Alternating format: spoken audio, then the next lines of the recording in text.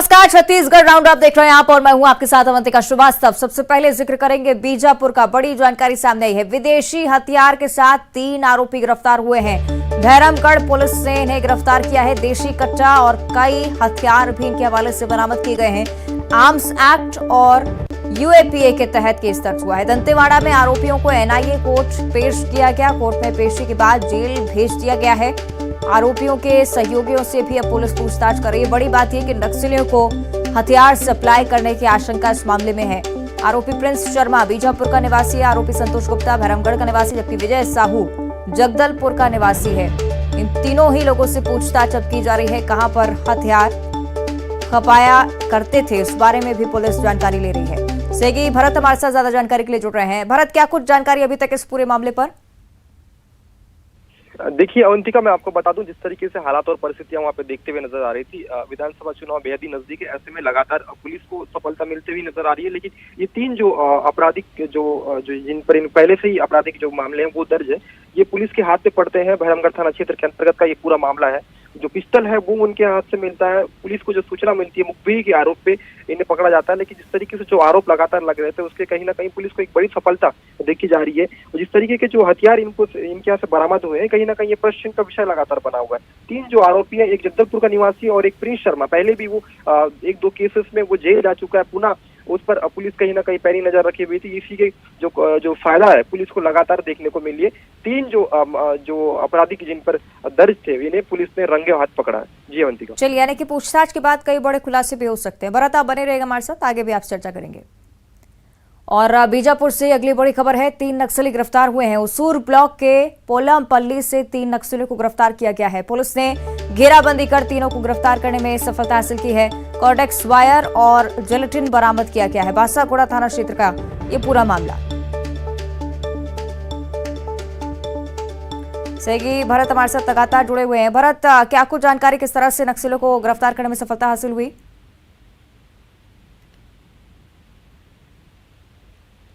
भरत, मेरी आवाज पहुंच रही है आप तक? चलिए, कोशिश करेंगे हम चर्चा करें भरत से इस पर, लेकिन जानकारी आपको दे रहे हैं। 3 नक्सलियों को गिरफ्तार किया गया है पुलिस की तरफ से। ये बड़ी कार्रवाई।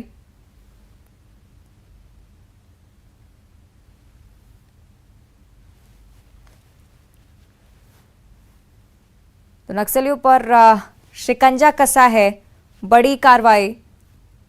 3 नक्सलियों को गिरफ्तार किया गया है। घेराबंदी कर गिरफ्तार करने में सफलता हासिल हुई है। बासागुड़ा थाना क्षेत्र का यह पूरा मामला है। बड़ी जानकारी आपके साथ साझा कर रहे हैं। एक बार फिर से सुरक्षा बलों को यह बड़ी सफलता हाथ लगी है। तो 3 नक्सली गिरफ्तार हुए हैं। उसूर ब्लॉक के पोलमपल्ली से 3 नक्सलियों को गिरफ्तार किया गया है। घेराबंदी कर ये बड़ी कार्रवाई की गई है। कॉर्डेक्स वायर और जिलेटिन बरामद हुआ है। बासागुड़ा थाना क्षेत्र का ये पूरा मामला है।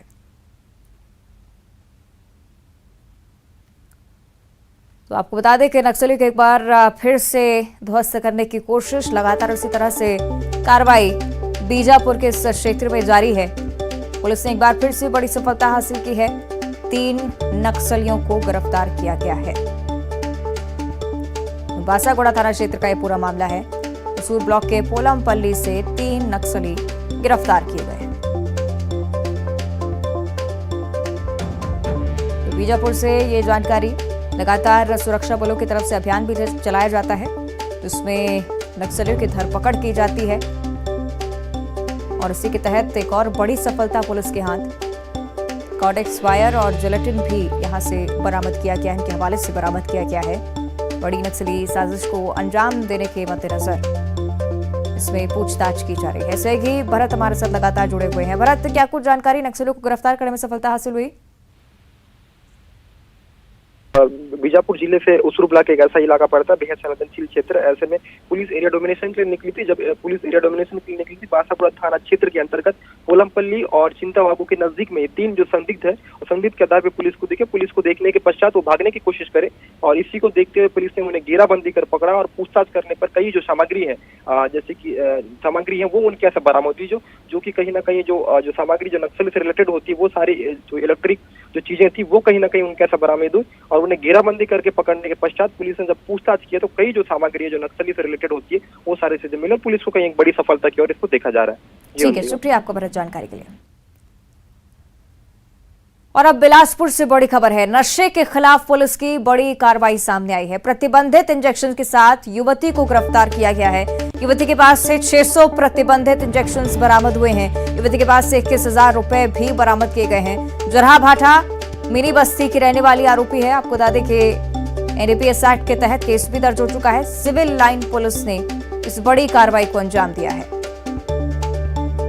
युवती के पास 21,000 रुपए भी मिले हैं। जरहा बाटा मिनी बस्ती की रहने वाली आरोपी बताई जा रही है। सिविल लाइन पुलिस की ये बड़ी कार्रवाई, बिलासपुर की ये पूरी जानकारी आपके साथ साझा कर रहे हैं। नशे के खिलाफ पुलिस ने इस बार बड़ी कार्रवाई की है, बड़ी सफलता हासिल की है। प्रतिबंधित इंजेक्शंस के साथ युवती गिरफ्तार हुई है। 600 प्रतिबंधित इंजेक्शंस बरामद किए गए हैं। 21,000 रुपए भी युवती के हवाले से जब्त हुए हैं। सहयोगी विनोद हमारे साथ फोन लाइन पर जुड़ रहे हैं। विनोद, इतनी बड़ी संख्या में प्रतिबंधित इंजेक्शंस का मिलना, कई बड़े खुलासे भी हो सकते हैं, क्या कुछ जानकारी अभी तक इस पर? निश्चित तौर पर अवंतिका, जिस तरह की बड़ी कार्यवाही की है, मिनी बस्ती जरहा भाटा में जगह है जहां से कि इस लड़की को पुलिस ने गिरफ्तार किया और इसके बाद से बड़े पैमाने पर जो प्रतिबंधित इंजेक्शन है उसकी सिरिंज और इंजेक्शन ये बरामद किए हैं। और ऐसा माना जा रहा है चूंकि ये इलाका है वो नशे के सौदागरों का इलाका है और जब भी पुलिस ने दबिश दी है तो बड़े पैमाने पर नशे के साजो सामान जो है वो यहाँ पर मिले हैं और पुलिस को ऐसी संभावना है, उम्मीद है कि उस लड़की से पूछताछ में और भी बड़े खुलासे हो सकते हैं और भी नशे के जो सामान है वो मिल सकते हैं। फिलहाल लड़की से पूछताछ जारी है और इस बड़े पैमाने पर जो इंजेक्शन लाए जा रहे हैं वो कहाँ से लाए जा रहे हैं और कहाँ पर खपाए जा रहे हैं, इस दिशा में भी पुलिस की आगे कार्यवाही जारी है। ठीक है, शुक्रिया आपको विनोद जानकारी के लिए। और इधर कोरबा पुलिस ने 230 किलो गांजे के साथ 3 तस्करों को गिरफ्तार किया है। पसान पुलिस ने मुखबिर की सूचना पर इस कार्रवाई को अंजाम दिया है। 2 कारों से 230 किलो गांजा बरामद किया गया है। साथ ही गांजा तस्करी कर रहे 3 लोगों को भी गिरफ्तार कर लिया गया है।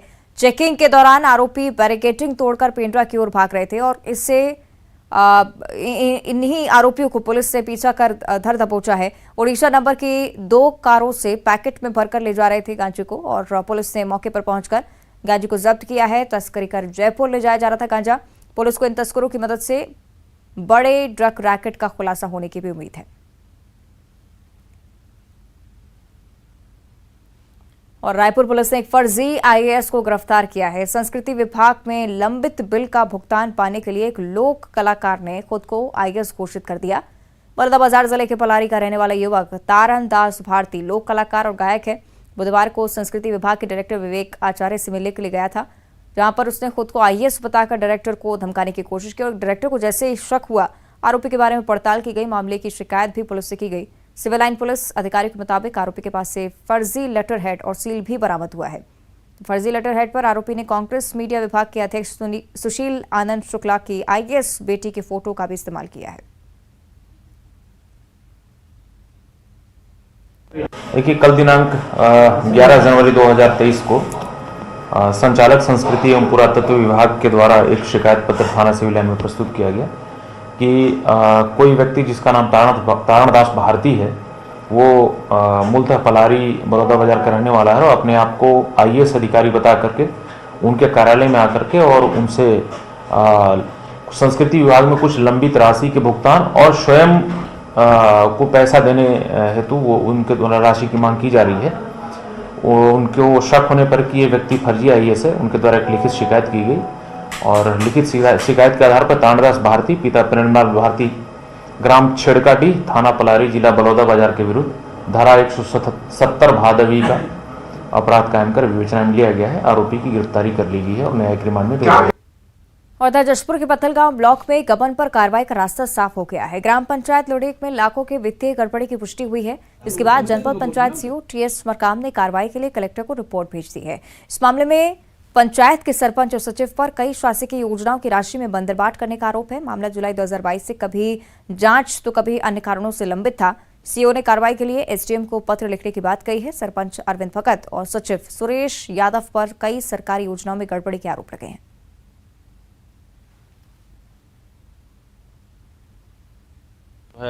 जांच रिपोर्ट जो है मेरे को भी एक प्रति मिल गया है, सूचना का अधिकार के तहत मैं निकाल के लिया हूँ। और सीओ साहब का कहना है कि कलेक्टर महोदय को जांच का रिपोर्ट भेज दिया गया है, वो लोग कार्रवाई करेंगे। एक टीम गठित किया गया था, टीम के द्वारा जांच किया गया है और उस जांच प्रतिवेदन को जिले में भेज दिया गया है। अब जो भी कार्रवाई होगा उधर से उनके निर्देशानुसार कार्रवाई। और उधर जांजगीर चांपा जिले के शिवरी नारायण थाना क्षेत्र स्थित एक गहने की दुकान से चोरी का खुलासा हुआ है। पुलिस ने चोरी के 2 आरोपी महिलाओं को गिरफ्तार कर लिया गया है। 28 दिसंबर 2022 को दोनों महिलाएं जेवर खरीदने के लिए आई थी। उस दौरान दुकानदार को उलझाकर गहने चुरा ले गई। तस्वीरें देखिए। चोरी की वारदात दुकान में लगी सीसीटीवी कैमरे में भी कैद हुई है। दुकानदार की शिकायत पर पुलिस ने केस दर्ज कर छानबीन शुरू की थी और इसी दौरान दोनों महिलाओं को गिरफ्तार किया।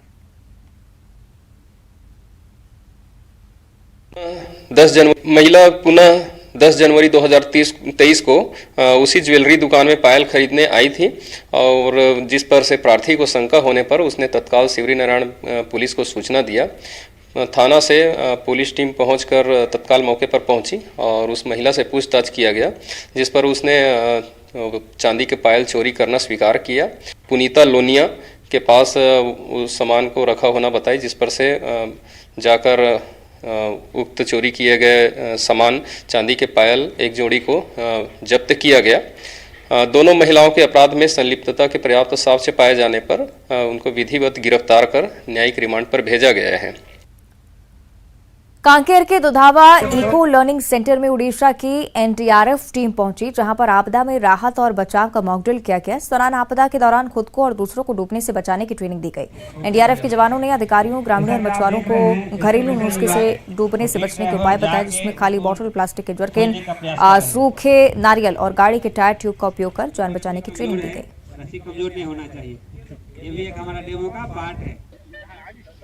आज एनडीआरएफ ने क्या मॉक ड्रिल किया है कि अगर ऐसी परिस्थिति निर्मित होती है तो उसमें कैसे बचा जा सकता है, बचाया जा सकता है। सबसे अच्छी बात आज के ड्रिल की ये रही कि इन्होंने बहुत सारी चीज़ें ऐसी बताई जो सिविलियंस में स्प्रेड करने की ज़रूरत है, जैसे कि बॉटल से या जरी केन से या नारियल से कैसे डूबने से बचा जा सकता है। वो लोग भी जिनको तैरना नहीं आता वो कैसे बच सकते हैं। अभी हमारी जो डिस्ट्रिक्ट की PR टीम है वो कोशिश करेगी कि ये सब बातों को हम सभी लोगों तक पहुँचाएँ, जिससे सभी को ये ज्ञात रहे कि अगर ऐसी कोई भयावह स्थिति निर्मित होती है तो उसमें कैसे बचा जाए।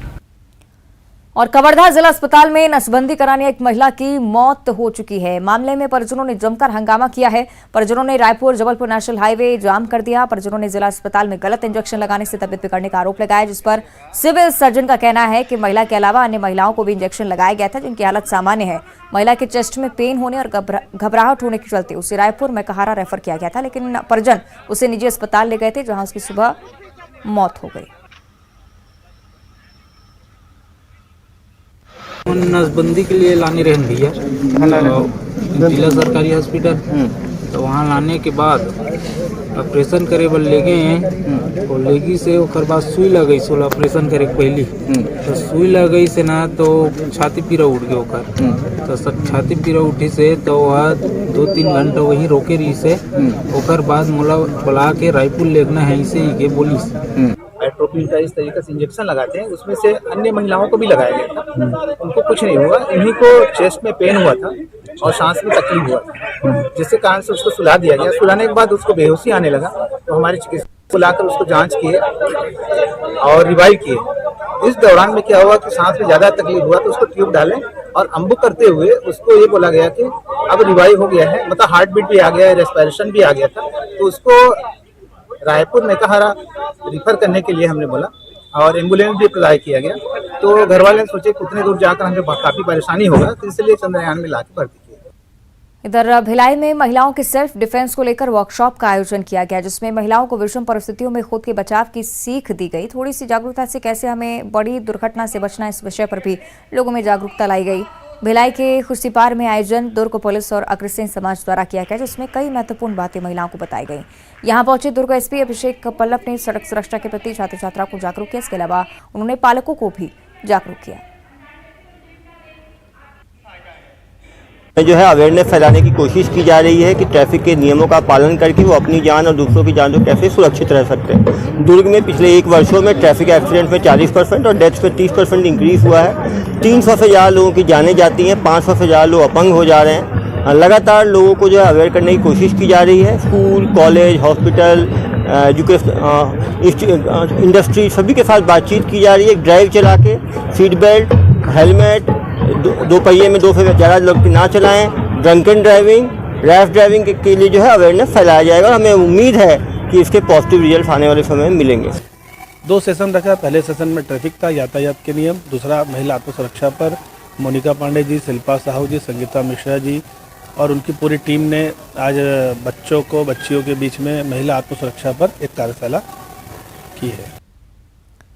कवर्धा जिले में हुए एकमात्र पार्षद के उपचुनाव में कांग्रेस ने जीत हासिल की है। नगरपालिका परिषद कवर्धा के वार्ड नंबर 19 में हुए उपचुनाव में कांग्रेस प्रत्याशी श्रद्धा नामदेव ने बीजेपी प्रत्याशी शैला ठाकुर को 280 मतों से पराजित किया है और इससे पहले भी पार्षद की सीट कांग्रेस के पास ही रही है।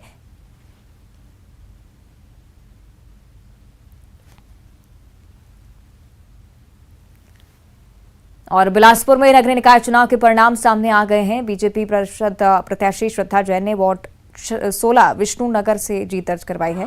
चुनाव परिणाम के साथ ही सियासी घमासान और आरोप प्रत्यारोप का दौर भी यहां पर शुरू हो गया।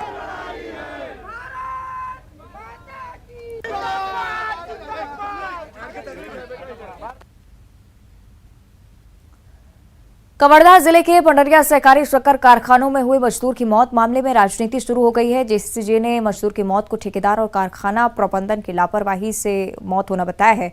इसके लिए परिजनों को 50 लाख रुपए मुआवजा राशि देने की मांग की गई है। जेसीजे ने परिजनों के साथ मिलकर कलेक्टर को ज्ञापन सौंपा, जो कि कांग्रेस की मांगें पूरी नहीं होने पर आंदोलन की भी चेतावनी दी गई है। इतिहास के पन्नों को पलटेंगे तो कई कहानियां मिलेंगी। कहानी जीत की, कहानी हार की, कहानी गौरवशाली विरासत की और कहानी उन रहस्यों की जिनका था लगा पाना बहुत मुश्किल होता है। छत्तीसगढ़ के बालोद जिला स्थित सदियों पुरानी उस किले की कहानी भी कुछ ऐसी ही है। रिपोर्ट देखिए। कलचुरी शासन के अवशेष, गोंडवाना राजाओं की दास्तान, 126 कुएं का क्या है राज, इतिहास की पड़ताल, सदियों पुरानी किले की कहानी।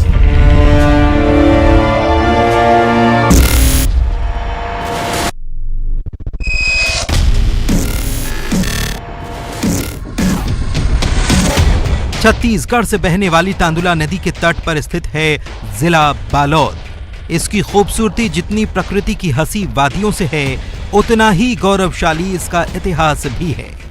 जिला मुख्यालय स्थित बूढ़ापारा में एक प्राचीन किला मौजूद है। किले के अवशेष 9वीं से 12वीं शताब्दी के बीच होने का दावा किया जाता है। इतिहासकार बताते हैं कि यह किला गोंड राजाओं के 52 गढ़ से संबंधित है। कलचुरी शासन के अवशेष भी यहाँ मिलते हैं। बालोद के बूढ़ा तालाब में जो प्राचीन किला है वो 9वीं से 12वीं शताब्दी का है। ये नागवंशी गोंड राजाओं का किला है और इस किले का संबंध 52 गढ़ से संबंधित है, जो रानी दुर्गावती के पति राजा दलपत शाह के राज्यवंश में आता है। बूढ़ापारा के इस किले को बेहद सुरक्षित तरीके से बनाया गया था। उस दौर में किले पर हमले का खतरा अक्सर रहता था, लिहाजा किले के 3 तरफ खाई और एक तरफ तालाब बनाया जाता था। जब भी दुश्मन का हमला होता तो तालाब का पानी खाइयों में छोड़ दिया जाता था। ऐसे में दुश्मनों के सामने कोई चारा नहीं रहता और उन्हें वापस लौटना पड़ता। सुरक्षा के लिहाज से बनाया गया वो तालाब आज भी मौजूद है। जो प्राचीन इमारत है वहाँ के, जो खंडहर में है, उसको देख करके लगता है कि 9वीं शताब्दी में एक महत्वपूर्ण वो महल रहा होगा और उस महल को बचाने के लिए 3 तरफ खाई और एक तरफ तालाब बनाया जाता था और तालाब में के पानी को खाइयों में भर दिया जाता था तो दुश्मन हमला नहीं कर सकते थे। दावा है कि बूढ़ा तालाब में 126 कुएं भी बनाए गए थे। किले से निकलने के लिए 6 गुप्त मार्ग थे, जिन्हें आपात स्थिति में निकलने के लिए राज परिवार इस्तेमाल करता था। आज भी बरगद की जड़ों में जकड़े शान से खड़ा ये प्रवेश द्वार, शिलाखंड पर गंगा यमुना की अंकित प्रतिमा, दीवार पर तलवार और ढाल लिए योद्धा, सदियों पुरानी भगवान गणेश की मूर्ति किले के इतिहास का बखान कर रही है। प्राचीन काल के राजा महाराजा जो बूढ़ापारा में राज करते थे, निवास करते थे। उन्होंने किले के साथ साथ यहाँ पर एक तालाब भी बनवाया था, तालाब भी खुदवाया था।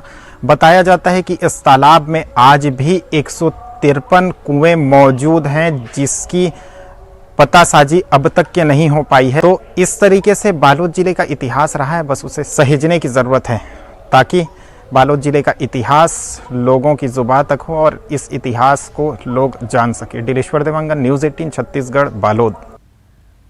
और इस बीच बड़ी जानकारी, भारत श्रीलंका के बीच दूसरा वनडे मैच हुआ। भारत ने श्रीलंका को बुरी तरह हराया है। कोलकाता वनडे में श्रीलंका की हार हुई है। केएल राहुल ने शानदार पारी खेली, 4 विकेट से श्रीलंका को मात दी है। बड़ी जानकारी, भारत श्रीलंका के बीच का ये महामुकाबला जिसको लेकर लगातार नजरें बरकरार थी, अब इसके बारे में आपको जानकारी दे रहे हैं। भारत ने श्रीलंका को हरा दिया है। कोलकाता वनडे में श्रीलंका की हार हुई है। केएल राहुल ने शानदार पारी खेली, जबकि 4 विकेट से श्रीलंका को हराया गया। और अब 25 सेकंड में खबर। सीएम भूपेश बघेल ने 2 तहसीलदारों को हटाने के दिए निर्देश। तहसीलदारों के खिलाफ मिली थी शिकायत, पत्रकारों के सवालों के भी दिए जवाब।